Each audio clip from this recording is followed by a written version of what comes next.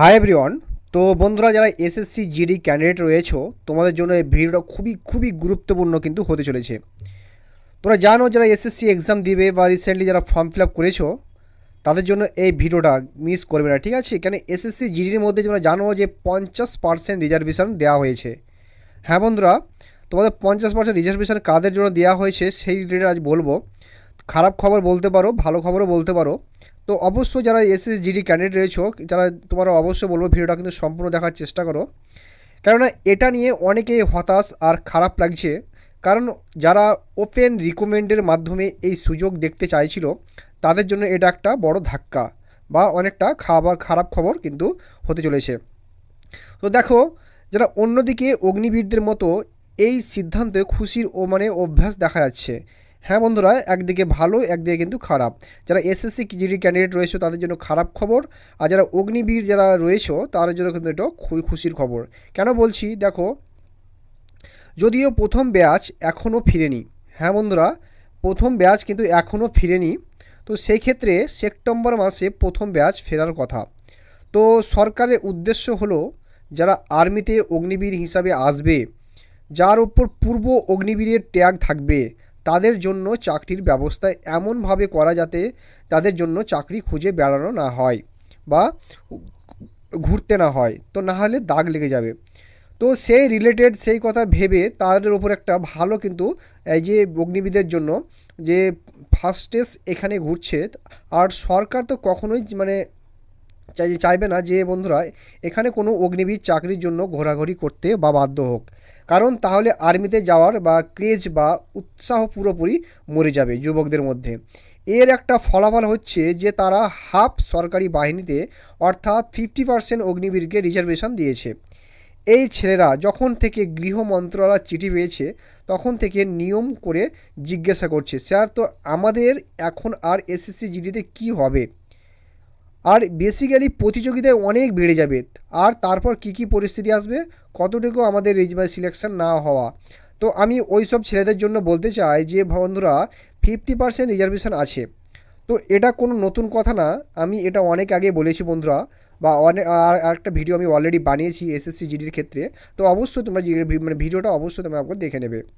তো দেখো, তোমাদের 6 মাস আগে জানিয়েছিলাম যে বন্ধুরা 50% রিজার্ভেশন যে দিন বিএসএফ বা এর শুরু হয়েছিল সেটা সবার জন্য হতে যাচ্ছে। দেখো এখানে এমন মনে হচ্ছে যে সিপিএফ আর আসাম রাইফেল, ঠিক আছে, কথা হচ্ছে যে না এই যে আইটিবিপির কথা না, এসএসএফের কথা না। তো এই রিজার্ভেশনে আছে শুধু সিপিএফ অর্থাৎ সিআরপিএফ, মানে 4টা নিয়োগ। তো বিএসএফ, এসএসবি, সিআরপিএফ এই আর সিআইএসএফ, আর একটা হলো আসাম রাইফেল। তো এইগুলো 5টা হয়েছে। বাকি যেগুলো আছে তার মধ্যে হতে পারে 20%, হতে পারে 10%। যেমন এসএসএফ তো গৃহ মন্ত্রণালয় যে মন্ত্রণালয়ের অধীনে আসে। আর যদি আমি দিল্লি পুলিশের কথা বলি, সে গৃহ মন্ত্রকের বা আওতাধীন থেকে 20% আছে। হতে পারে এসএসএফের 20% হবে বা 10% থাকবে, বা হয়তো সেখানে কিছুই নেই। তো বন্ধুরা, অনেকের সম্ভাবনা আছে, কিন্তু ছেলেরা বা যা বারবার বলেছে তা হলো, স্যার এখন তো আমি যে ভর্তি হতে পারবো না, কারণ ছেলেরা মনে করে যে এখানে 10% নেই, স্যারের কথা ছিল 50% থাকবে বা এক্স সার্ভিসম্যানদের জন্য, ঠিক আছে। কার জন্য করলেন, তো অগ্নিবিদ্যের জন্য করলেন, ঠিক আছে।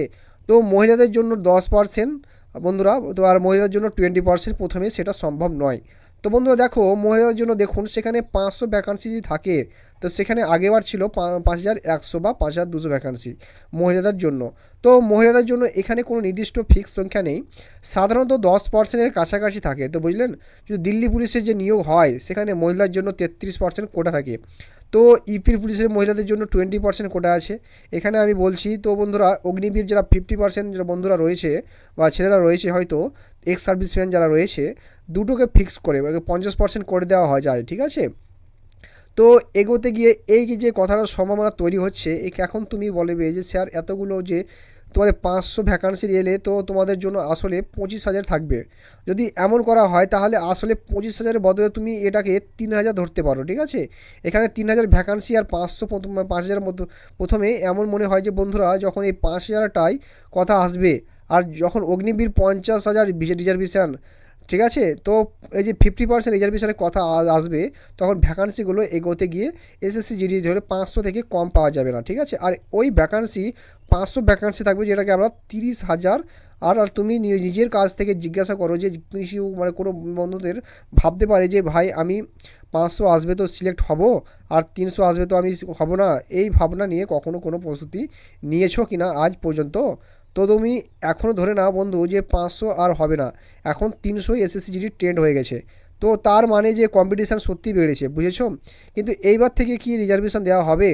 তো এখনও এই ব্যাপার সন্দেহ আছে, ঠিক আছে। যেন 50% শতাংশ নিয়ে একটা কথা, এই যে বন্ধুরা এমন হতে পারে যে আর্মিতে যে অগ্নিপথ বা স্কিমটা চলছে সেটাকে পরিবর্তন করার কথা চলছে। আর এটা হয়তো হতে পারে যে 50% শতাংশের বদলে 75% শতাংশ স্থায়ী করা হয়ে যাবে, ঠিক আছে। সেখানে যাও, যদি সেটা 50% থেকে বেড়ে 75% হয়ে যায়, তাহলে এতে বদল হবে, কারণ এটা আগের বদলে আগে হয়েছে, ঠিক আছে। তখন পর্যন্ত অগ্নিপথ বা পরিকল্পনার কথা ওঠেনি, পরে পরিবর্তন অবশ্যই আসবে। তখন 50%-এর বদলে হয়তো 20 থেকে 30% হবে। তো এমনটা সম্ভাবনা আছে, ঠিক আছে। বাকি ফোর্সগুলোতে 20%, আর এটাও 20%, এইভাবে হতে পারে। এখন এই পরিবর্তন কীভাবে আর কখন জানা যাবে? ধরো আমি বলছি প্রথম ব্যাচ সেপ্টেম্বর আসবে অগ্নিপথ পরিকল্পনা পরিবর্তন নিয়ে, গত 15 থেকে 20 দিন ধরে আলোচনা চলছে। তো এখন নিয়ে ভিতরে মানে প্রসেস তো চলছে মানে চলতেই আছে। তো এখন সেটা সেপ্টেম্বর আগে ফাইনাল করে ফেলতে হবে, ঠিক আছে। যদি ওখানে এমন হয় যে তারা 50% বা 75% মধ্যে কিছু আলোচনা করে, তাহলে ডেফিনেটলি সেটা 20 থেকে 30%-এর আশেপাশে এসে যাবে, ঠিক আছে। তো এখন তোমরা যতটা চিন্তা করার দরকার নেই, তোমাকে শুধু এটাই ভাবতে হবে যে আমার 30,000-এর একটা ভ্যাকান্সি পাকা করতে হবে।